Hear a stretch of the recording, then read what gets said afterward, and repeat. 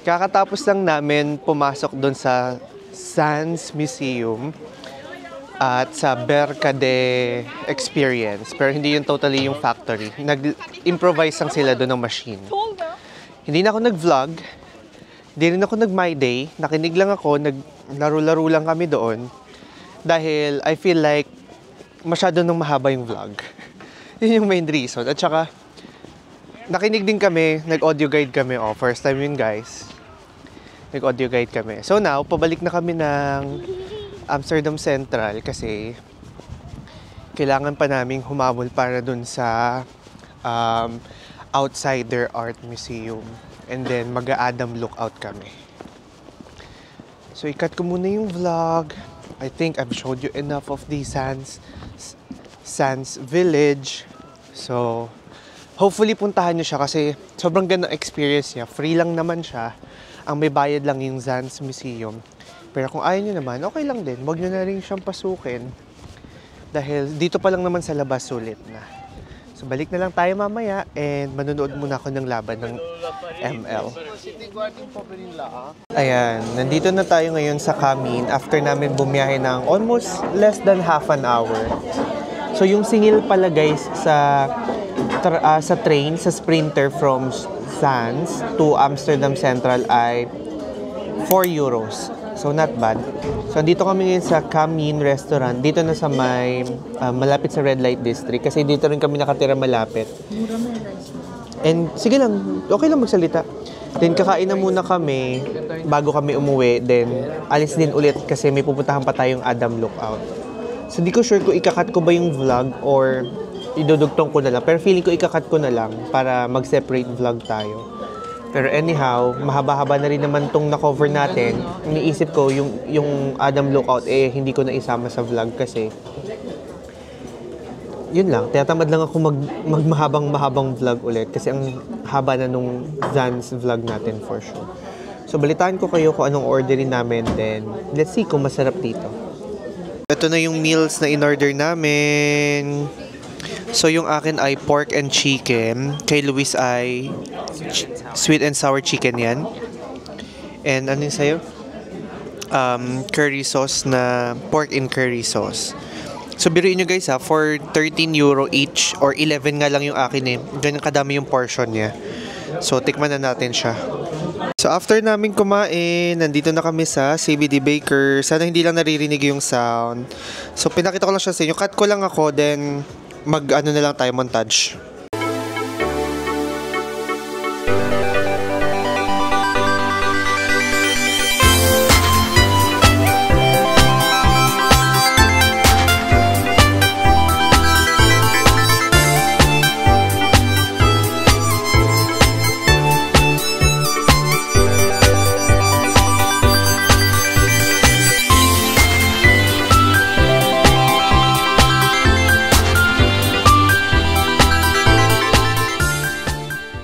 Bumili na kami ng CBD cookies. Sabi niya, sabi ko sana, hati na lang kami sa isa, tatlo kami.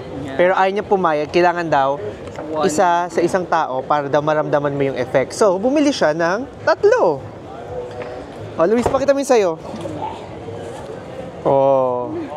And siya din. Oh, isa-isa muna titikim. Luis, mauna ka. Oh, sige, cheers. Cheers. Pero kailangan kasi sa vlog, magtabi kayo, magtabi kayo. Iharap mo sa'yo. Oh, sige. Oh, yan. Kumain na tayo. O, anong lasa? Parang siyang cookies talaga. Brownie. Ah, brownie pala.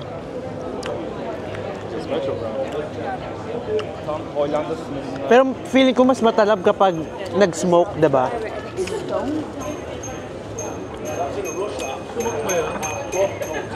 Baka niloloko lang tayo ni ate. Wala naman talab eh. Agad. Gusto agad-agad. Ayan na.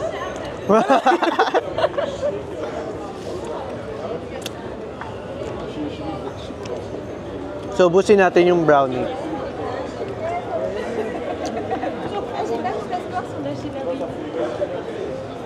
Bakla lumayo pa tayo, meron din palang cheese factory dito. Doon kasi pagawaan.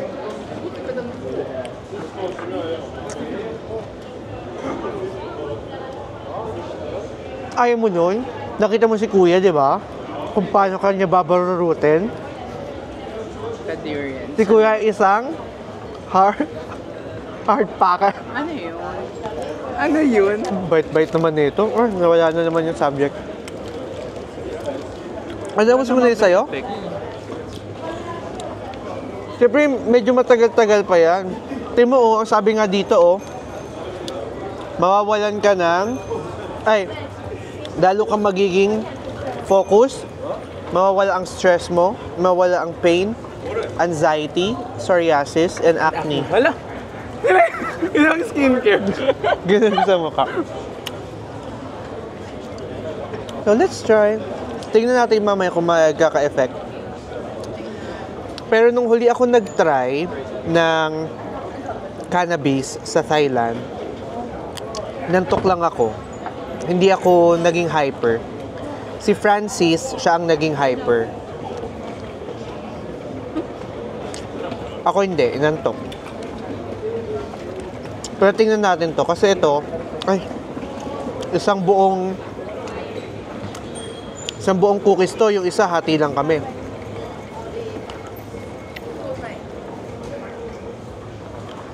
Pero ang pinagkaiba niya, wait lang, ang pinagkaiba nito dun sa Thailand, lasang-lasa mo.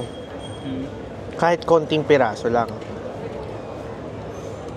Sabi niya extra strong to, di ba? Yung brownie na kinain natin. Feeling ko nga dapat yun yung kinuha na natin sa fridge kasi ano siya, organized. Labeled, di ba? Sabihin ko sana segregated. Then ito, meron kaming iced tea na may cannabis. Ang lasa. Tea lang. Iced tea. Hindi siya ice. Tea lang. Tea naman lamig. Walang ano? Walang sugar masyado. I mean, walang lasang cannabis. Lasang tea.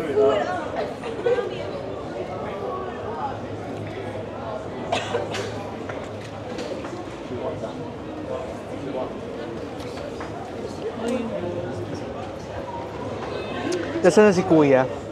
Andito na tayo, di ba, sa area. Biglang nawala yung ano natin. Yung pa yung Didi. Someone's gonna lick. Ganun. Ano ba yung pagkakita mo talaga doon? Hindi, di ba lumapit siya? Bago sabi niya, if you wanna go there, si ganon. Kasi sabi nito, which one is yung better? Sabi niya yun daw isa. Pero dun daw sa kabila, mas better kasi daw, someone's gonna lick your keme daw ng ba. Ganun pa siya ng dila. Ba. Ganun pa It siya. depends daw if you wanna get some. Yeah. Tawa kami ng tawa. Nakatalikod ako ng chismosa ako na. Bago, maya-maya nakita natin, nag-aagahan na sa walk-to-walk, nagpapababa na ng tama. Diba pala? Nagutom. So pagtapos ito, mag-Adam Lookout muna tayo. Then pagtapos natin Adam Lookout, tsaka tayo mag-book nung sa Get Your Guide. So yung gabi na yung anuhin natin, para sakto, nagiinom na tayo. 'Di ba? Let's go. At least doon makipag-socialize pa tayo. So siguro, pag uwi natin, mag-charge lang tayo sandali. Okay, go. Kasi 39 na lang eh. So in separate vlog na to guys, for sure. May konti pa. Okay, cut na muna natin. Balikan namin kayo pag high na kami. Pero malabo.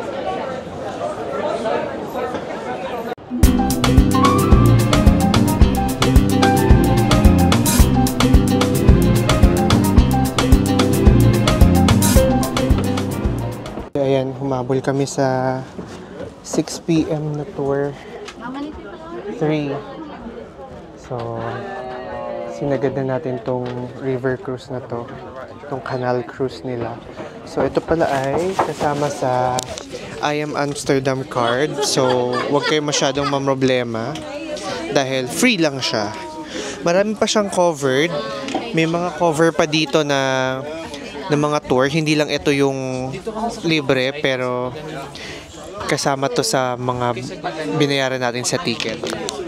So, 3 pa rin kami magkakasama. Nag-full charge na kami. Hindi na rin ako na masyado nakapag-vlog. Kasi nga hinahabol namin tong tour na ito. So, more or less, puro montage lang yung makikita nyo para hindi rin masyadong mahaba na to maging video na to.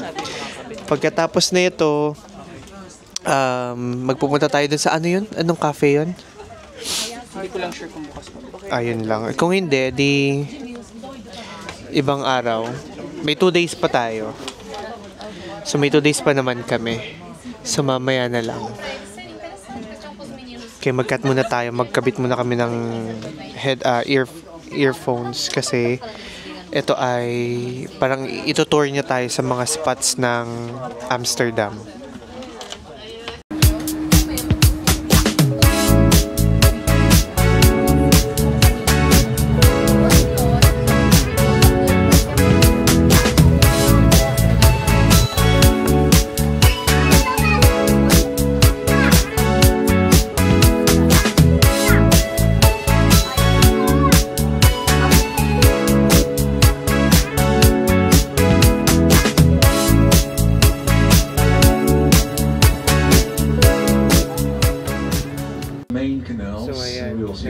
Discuss na siya.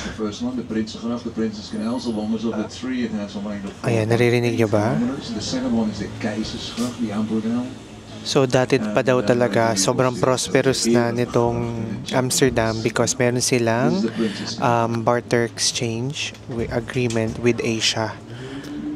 So talagang nung sumikat talaga daw, nung nag-boom, marami daw nagpunta dito. So yung housing at saka yung mga needs sa mga daan and all dumami. So yan, nagsalita lang ako para makapag-start ulit tayo ng another montage kasi kung puro montage medyo ma-stress lang kayo.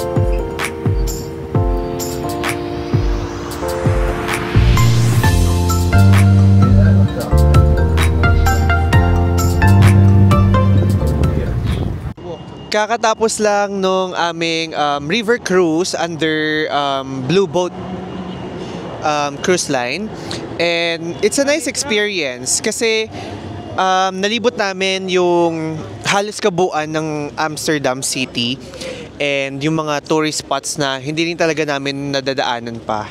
Kasi mostly naka-center lang kami sa Red Light District, dito nga sa may area ng Rijksmuseum. And at least nakakita namin yung ibang mga area. Ngayon, ay, yung jacket ko naiwan. Punta ka dun, yung jacket ko. Naiwan yung jacket. Sabihin na lang namin na may naiwan na jacket. Then kukunin lang muna yung jacket. Ayun. Then ngayon maglilibot lang muna kami kasi maaga pa naman, and actually plano namin mag-Adam Lookout pero baka hindi na muna tonight kasi gusto namin pagbigyan yung trip ni Luis. Magsha-shopping siya, maglulustay siya ng euro, and then dadagdagan pa namin yung mga tama namin sa marijuana. Actually guys, walang tama yung marijuana, to be completely honest. Wala. Hindi ako tinaman. Ano na utong eh. Bakla, nakakamera ka na naman dapat. Kahit nakakamera tayo, ginagalaw mo ng ginagalaw ang utong ko. That's not even true, guys.